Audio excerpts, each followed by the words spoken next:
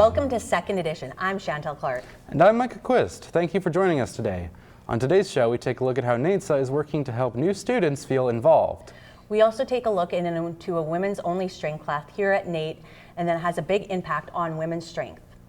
But first, the transgender community is making sure their voices are heard at the Alberta Legislature building and here on NAIT campus. This last week was this year's Trans Week of Visibility, and it was quite an eventful one at that.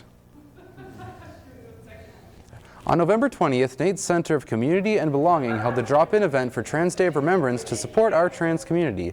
The day itself is all about raising awareness of and mourning the loss of transgender victims of targeted violence and other hate crimes. So this is the Center for Community and Belonging, and today we're having a drop-in for Trans Day of Remembrance. So Trans Day of Remembrance is a day where we honor folks whose lives have been taken based on trans-based violence across the globe. So here at NAIT, we decided to have a sort of just a low-key space for students and staff to come and connect. We got food, we've got resources and things to do, but really just a place to honor what the day is and create space for the community here at NAIT. The goal of this entire Trans Week of Visibility every year is to raise awareness of trans members of our community, as well as to help them feel more comfortable and less alone. But in light of recent reactions taken by the government of Alberta that just so happened to have come around on that same week, some people feel the weight of responsibility to support this minority community weighs more heavily on them now than ever, as seen on Sunday the 23rd when the Trans Equality Society of Alberta held a protest out in front of the Alberta Legislature in Edmonton. Women's only strength class here at NAIT aims to build their fitness and their confidence.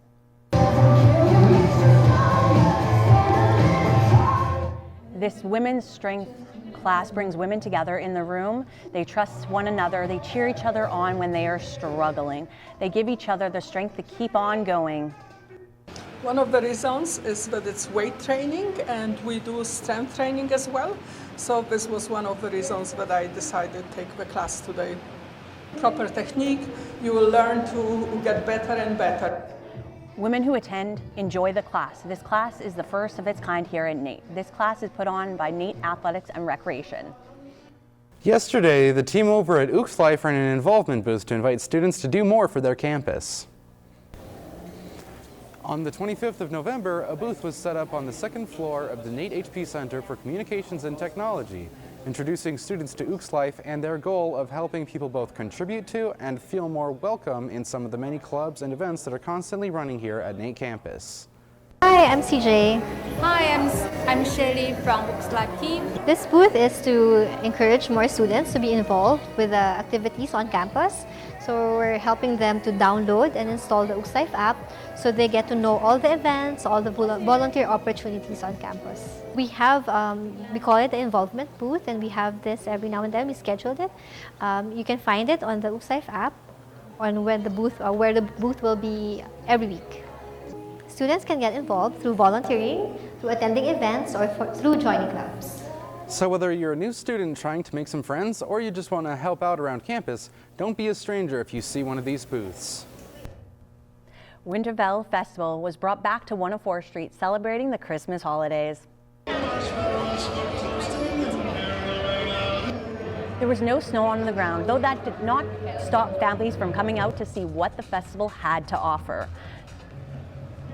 Food vendors were set up for hungry goers. DJs kept playing music. I love it. This event is really awesome, bringing people together downtown. Super cool. Families got to take photos with Santa. There was ice sculptures and ice sculpting, as well as more than 10 businesses took part in the event this year. Winterfell brings people to downtown and gets people in the festive spirits. Winterfell each year is hosted by the Downtown Business Association. After the break, our Jeremy Russo takes a look at what Wellness Week is here at NAIT's. And we sit down with an MLA to hear their take on the province's use of its notwithstanding clause.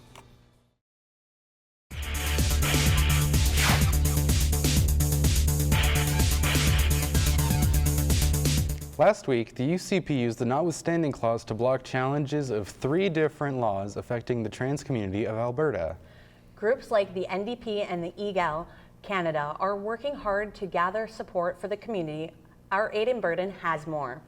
The Alberta government has just invoked the notwithstanding order on Bill 9. This bill rules that the courts cannot review Bills 26, 27, and 29. I'll now be speaking to two NDP MLAs who are involved directly in responding to the government's decision. Thank you guys so much for agreeing to meet. So what are the overall feelings within the LGBTQIA+ community? Right now, what is really different is that they're not alone in their rights being stripped away. We saw teachers and their rights are being taken away. I'm really heartened to see the support across the province for trans kids, youth, and adults.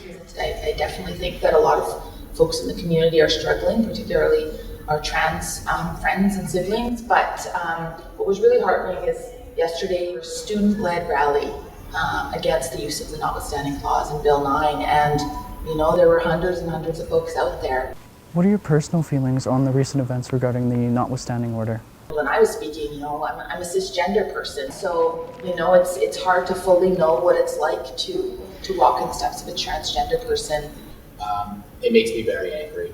Where can those who feel affected by the notwithstanding order in Bill 9 get support and resources? Trans Lifeline, you can Google Trans Lifeline, there's a Canada number, there's also Brightline, the National Suicide Prevention Line is 988. Kids Help Phone is open for kids in the queer community. If they're struggling, they can reach out. Yeah, and there's a lot of local organizations that provide support. So here in Edmonton, we've got the Pride Center of Edmonton that offers a number of programs targeted towards trans youth. We've also got Skipping Stone. They're based out of Calgary, but they offer virtual programs and programming in Edmonton as well. Anything you'd like to say to youth and adults who feel affected by Bill 9? And is there anything you'd like to say to clear up some misunderstandings that might be going around? There's a lot of misunderstanding and there's a lot of misinformation and disinformation, and so encouraging people to educate themselves. I want to say this directly to those trans folks that might be watching, that you are seen, you are loved, and we are going to fight like hell for you. Do not give up, because a better tomorrow is always possible, and we're working very hard on that. With the NDP saying emotions are high, they are working to support anybody who were affected by Bill 9 before making any major steps. This is Aidan Burton with Second Edition. Organizations in Edmonton are continuing their push towards revitalizing the city's core. Tiger Justice has more on how organizers hope events will attract Edmontonians back downtown. Downtown Edmonton continues its push towards revitalization, and I spoke with someone from the Edmonton Downtown Business Association to find out how events like this, Winterville, bring people back down to Edmonton's core. All right, so I'm here with Quinn Phillips with the Edmonton Downtown Business Association. She's the Director of Communications, and we're going to be talking about how events like Winterville help bring life back into downtown. How has the experience of putting on Winterville changed from its first year to how it is now? It has just changed quite a bit. So the first year, because there was like revitalization efforts, we had a very, very large grant. The festival is a little bit more low-key this year than it has been in past years, but we are finding different ways to create fun. So this year we have some pickup hockey on the street, and that looks already like it's the most popular event here. Just trying to give kids and families activities to do here, something for the kids to do, and then for the parents to be able to get them out of the house and give them a taste of downtown if they haven't been here before too. So how has this experience been cooperating with the businesses downtown to put an event like this on? The businesses have been really great. They see the benefit of having a number of people here. And then for the first time this year, 104th Street is a part of the Edmonton or Entertainment District bylaw. So they can buy an alcoholic beverage at any one of the restaurants that serves alcohol on the street and carry it out throughout the whole footprint of the event. How has Winterville sort of applied to the Edmonton Downtown Business Association's mission statement when it comes to bringing people back to downtown? Well, that was really the reason for the creation of Winterville, was to give ourselves a chance to create vibrancy on one of Edmonton downtown's busiest streets and bring people here, create some vibrancy, and kick off the holiday spirit. So that's really what the event was all about from the beginning. Thank you so much, Quinn, for taking the time to talk with me, and I'm looking forward to getting back to the festival. NAIT is marking its Wellness Week, with daily activities aimed at helping students recharge and build healthier routines across campus. From meditation to fitness challenges, this week encourages the NAIT community to prioritize well-being. Our Jeremy Russo has more. With the semester coming to a close, Wellness Week is here at NAIT from the 24th until the 30th. Students and instructors are all encouraged to participate in mental and physical challenges throughout the week. I was able to sit down with Luke Amayot, a personal fitness trainer here inside the campus, to talk about co-hosting the event. So Luke, what is Wellness Week at NAIT currently? Everyday challenge for students, and we're gonna just challenge students to do stuff on their own to like build up their mental health. Yesterday was Meditation Monday, so like we had a 20-minute meditation, and we give instructions on our Instagram posts, so just things for every student to do. And then today was Tasty Tuesday, so we provided a recipe and we had a step-by-step process of just like doing healthier things, so building healthier habits every day, and it's just kind of like a challenge for people to adapt. And now Luke, how does Wellness Week address the concerns going on for students here at NAIT? It's a stressful time for all students, right? Like it's the kind of like the end of the semester, right? Like finals are coming up, and if we can build those habits for other students, where it's just like going in, doing something for an hour and a half like that you were not used to, and just like challenging yourself and putting yourself in a new position, like just clearing out everything, letting the stress go away just for like a little bit, just so that you're ready for the week and the day. And now Luke, what kind of wellness concerns or problems do you see most happening here at NAIT with like students? Yeah, I would see like a lot of like stress and overwhelm. Like again, a lot of people are like under a lot of pressure, and sometimes that's pressure that they put on themselves, or that's pressure from other people. It's like sometimes it's just like everything becomes so overwhelming at the exact same time, and I don't think people really like put themselves first as much as they need to. And our hope with this challenge is that they do, like that they just like take a step forward, and that they put themselves first for like just like a couple hours or so just every day for the week. And we just want to like relieve some of that pressure and relieve some of that tension, and putting yourself first for 30 minutes a day will be like a huge step forward with that. And what is the simplest way for a busy student here at NAIT to try to get at least one thing in during the week from your guys' event? You know what, like if this is a bad week for you, the good thing about the Instagram is like you can go back. Like you can do the full step-by-step, and you can do your own wellness week when it's like good for you. Do it at your own pace. Again, like everything should be at your own pace. Like don't jump into something too quickly when you're not ready and you don't have the time to commit to something fully. Just do it when you're ready. With Wellness Week in full swing until Friday, staff and students are encouraged to record their progress, tagging wellness_for students on Instagram. For Second Edition News, I'm Jeremy Russo. Coming up after the break, we take a look at what our own Ethan Eistad is cooking for us. I am now hungry thinking about what he will make. Are you, Micah? Yes, I am, Chantel, and the gingerbread making season is upon us.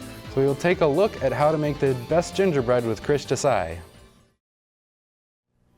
Welcome back to Second Edition. Now that the holiday season is here, it's time to enjoy a classic festive treat. Here's Krish Desai with a little gingerbread special. Hey guys, welcome to Cooking with Krish. Today we have a very special segment. With Christmas around the corner and the holidays coming, I thought it would be fun if we baked some gingerbread cookies together. This is a very simple recipe, very fun recipe, and it tastes absolutely delicious. So let's get started. These are all the ingredients. Let's get blending.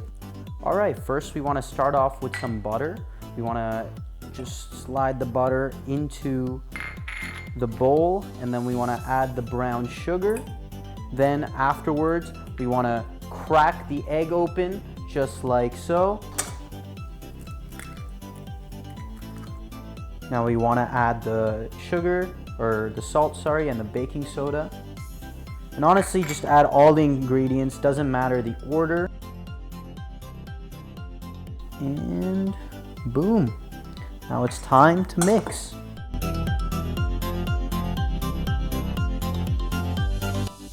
And after 5 minutes of mixing, your dough should look something like this. And then you want to just wrap it up in some plastic really nicely. Make sure it's super tight. Now we want to put it in the fridge. Now that it is in the fridge, we want to wait around 30 minutes just for it to harden up a little bit, and I'll see you guys back in half an hour. After we get our dough, we just want to unwrap it, and we want to put some flour on the counter, and we just want to place it here, and we just want to flatten it like so. After we have the dough completely flattened and it's all nice and round, you want to grab your mold. I chose a little stocking, and you just want to carve out some cookies of your choice. After you use up all your dough, you just want to take all your cookies and put them in a pan with some tin foil or parchment paper. And once you have your cookies all laid out, you just want to set your oven to 350 degrees and put them in there for about 12 minutes. So let's put them in. And yeah, I'll see you guys in a little bit. Well, it's been 12 minutes and it looks like the cookies are all done. They look absolutely delicious and it smells like Christmas is already here. I'm Krish with Second Edition, and I'll catch you guys later. Oh, hot!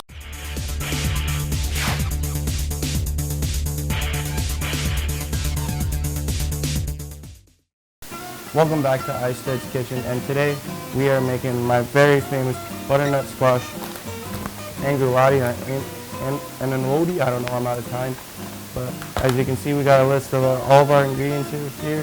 We got Alfredo sauce, bacon bits, pepper, salt, parsley, onion mix, and of course, we got the milk. So let's get cooking. So first things first, you're gonna get your sauce going, right? So for the sauce, we have 1/4 cup of milk. Get that going. 2 tablespoons of butter.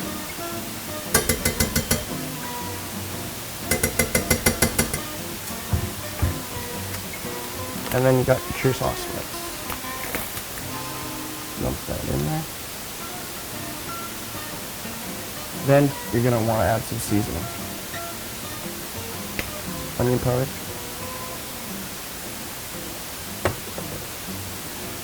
And some parsley. And then season with salt and pepper.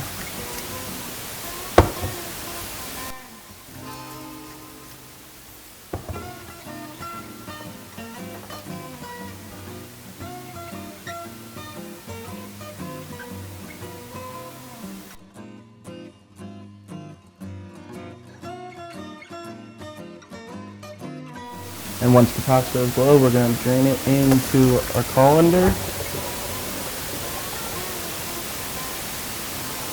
And now we're going to mix our pasta in and coat it with the sauce.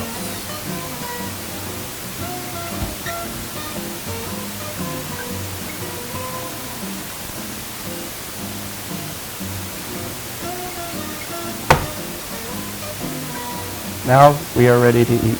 There's a couple more things we need to add on.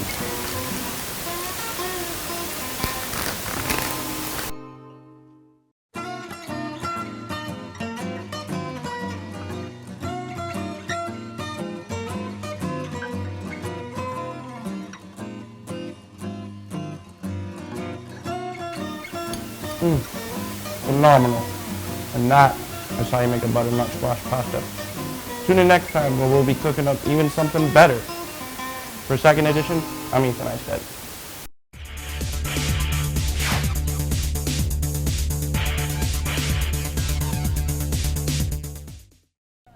I'm Micah Quist. That is all we have for our show tonight. Hope you enjoyed the show. And I'm Chantal Clark. See you next week for our second to last show of this semester. Have a great night, everyone.